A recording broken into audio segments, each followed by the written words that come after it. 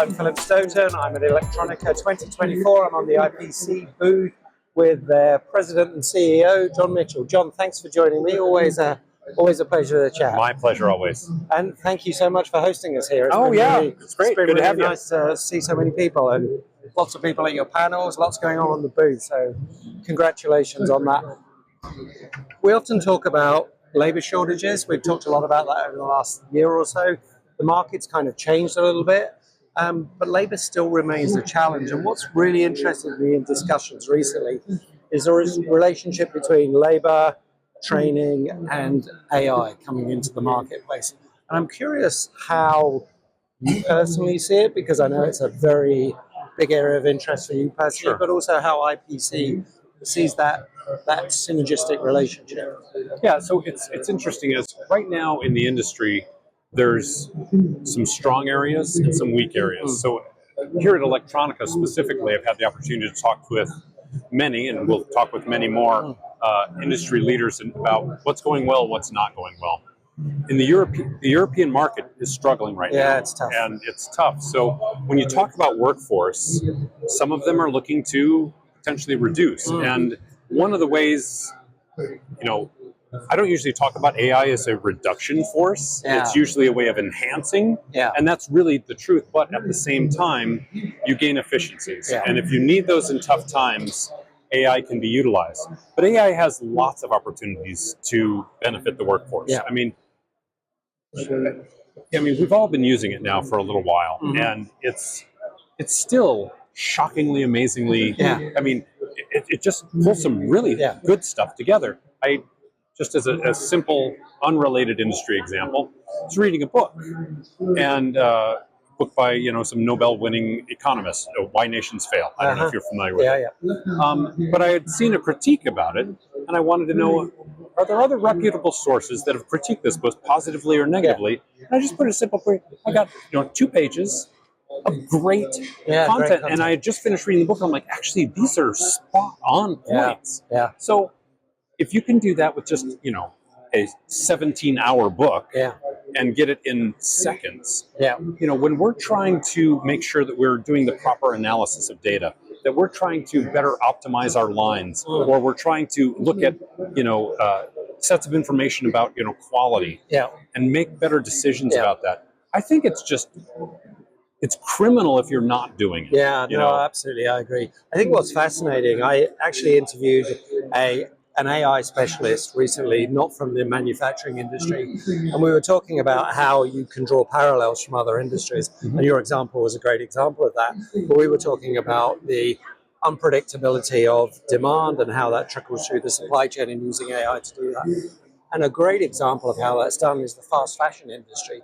The fast fashion industry is moving really quickly to deploy styles and iterating really quickly. Today is using orange. AI to do that. That reminds me. You remember there's an old movie based on the Wizard of Oz called The Wiz. Yeah. And it's like, today's color is orange, and everybody turns orange. It's just that fast. So it's fascinating to see that. What I think is really interesting, and again, this is a discussion point that came up, is there's so much tribal knowledge in the EMS industry, knowledge that's been built up through long careers, decades of challenges, decades of things not going the way they should, and actually working and really out creation. Yeah, absolutely.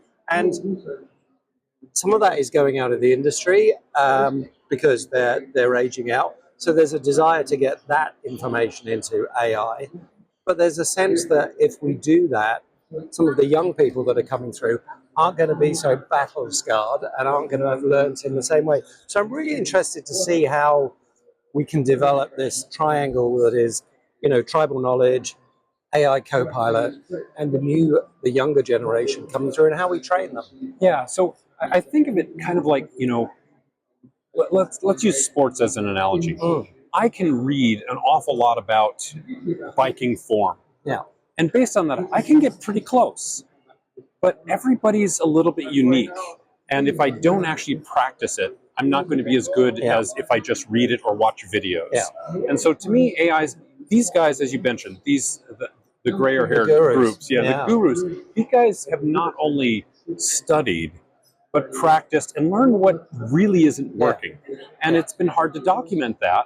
And so if AI can pull some of that out, we'll speed the development, but it can't be that alone. Yeah. The new generation is still going to have to go through its own struggles, and hopefully we'll avoid struggles that we've already gone through. Yeah. But there'll be new learning and new challenges, and so I just look at it as an accelerant. Yeah. You know, instead of having to wait 5 years before I have, you know, a good set of industry expertise, maybe I can get up to speed in a year and a half. Yeah. And now the industry can utilize people more fully faster. Yeah, I mean, that's fascinating, isn't it? And I want to draw another parallel, which I think is really interesting from another industry. The studying of languages has really changed with AI. You know, you've got programs like Make Me Fluent, Jump Speak, all of those programs that are customizing tuition to the person on the other end in a very successful way, you know, really accelerating that process of learning languages. When you look at that as a training organization, which is a big cornerstone of what IPC does, how do you think about, can we utilize that? Can we customize training? And is that in development? Or is that a secret? That's a very exciting idea. No, we're absolutely looking at doing things like that. So, you know, the science of learning is a passion of mine. And, you know, learning how to learn, meta learning, right, is really about, there's repetition and then working on the things that you're not good at. And that's why, you know, often when you're trying to learn something, they say making mistakes actually solidify something. Because if you sit there and just take a test and you're like, oh, yep, and you got it, you're more likely to forget it than if you missed 20% of the answers and you had to go back and review why you missed that. And so that willing to stretch yourself, make mistakes, and then learn from it, better solidifies learning. And so what AI can do is, the more information, and this gets into privacy issues, you know, if people are worried about, oh, well, what if my boss knows that I'm making these mistakes? But instead of thinking that negatively, think of it positively. If I can capture all the mistakes I'm making, then the AI could sit there and assess what were the principles that I didn't understand as well, and very narrowly, instead of taking, you know, 3 weeks worth of courses to try to become better at a specific skill, say there's actually just 4 different areas of the skill that I really need improvement on. And we're looking to do things like an assessment to say, how good are you at this? And where you're weak, maybe those are your modules. Or maybe there's, after you've done the basic, there's a way to continually interact with the system, so it can say, hey, we're going to send you an updated module.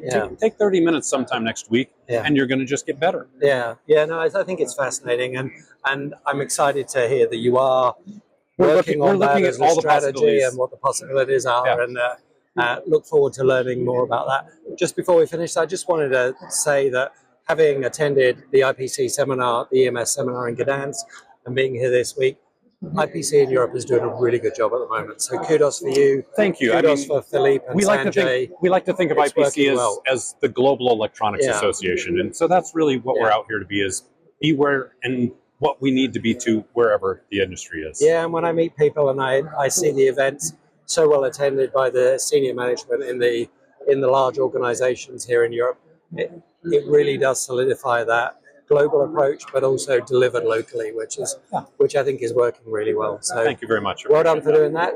Thanks for talking to me, and we'll talk again soon. Thank you. Thank you.